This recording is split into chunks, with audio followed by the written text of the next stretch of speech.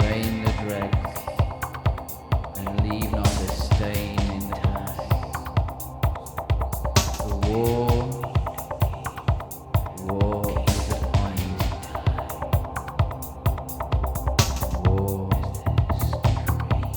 War around and within you. You are submerged in war, so totally now. There is no escape. Like a cancer, it has taken hold on you.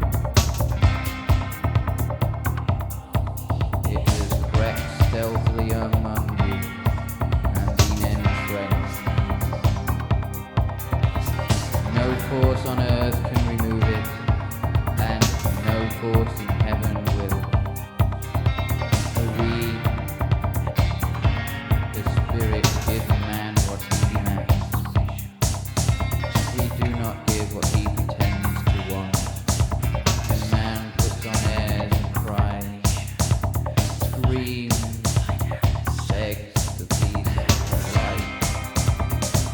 And he claims that his desire is to live in harmony.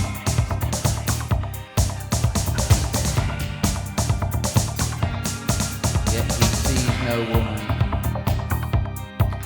and he sees no child, and he sees himself